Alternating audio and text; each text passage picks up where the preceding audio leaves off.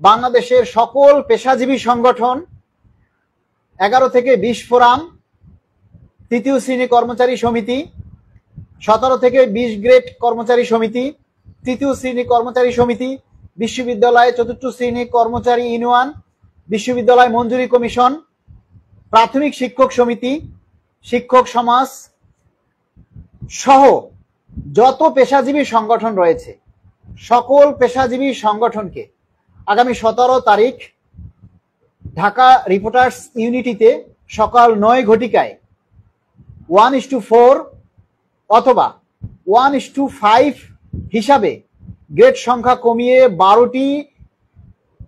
12টি করে বেতন বৈষম্য কমিয়ে এনে কর্মচারীদের জন্য একটা বৈষম্যহীন বেতন গ্রেড বেতন স্কেল বা একটা বেতন স্কেলের বেতন কাঠামোর গেজেট জারি করার দাবিতে আপনারা সবাই ঐক্যবদ্ধ হয়ে সেই কর্মসূচিতে আসুন। আপনাদেরকে সাদরে গ্রহণ করা হবে। এখানে দল মত নির্বিশেষে সবাইকে এগিয়ে আসতে হবে। কর্মসূচি কোন সংগঠন দিল সেটা বড় বিষয় নয়, বড় বিষয় হলো সেখানে আপনার দাবি আছে কিনা। আপনি দেখবেন যেখানেই একটা কর্মসূচি দেয়া হোক সেখানে আমাদের বেতন বাড়বে কিনা এমন কোনো কথা আছে কিনা, আমাদের পে স্কেল নিয়ে কথা আছে কিনা, সেখানেই আপনারা যোগ দিবেন।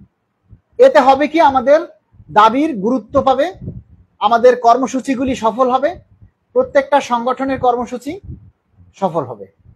তাই আমরা কোনো দ্বিধাদ্বন্দ্ব চাই না, আমরা চাই সকল সংগঠন এগিয়ে আসুক, আমাদের কর্মচারীদের দাবি আদায় হোক।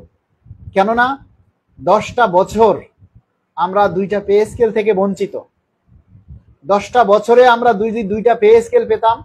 2020 সালে একটা পে স্কেল পেতাম, 2025 সালে একটা পে স্কেল পেতাম। এই 2টা পে স্কেল যদি আমরা পেতাম নিয়মতান্ত্রিক ভাবে, তাহলে আজকে আমাদের স্কেল হতো কমপক্ষে 25 থেকে 30 হাজার টাকার মধ্যে।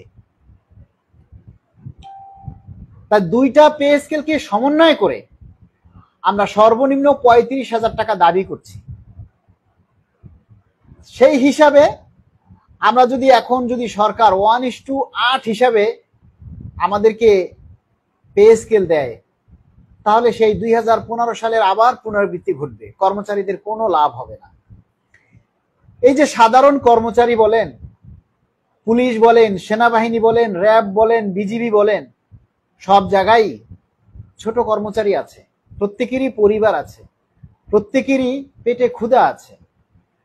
তাই প্রত্যেকের পরিবার সচ্ছলভাবে চলার জন্য একটা বৈষম্যহীন পে স্কেল আমাদের দরকার। আর এই বৈষম্যহীন পে স্কেল বাস্তবায়নের জন্য সবাইকে এগিয়ে আসতে হবে।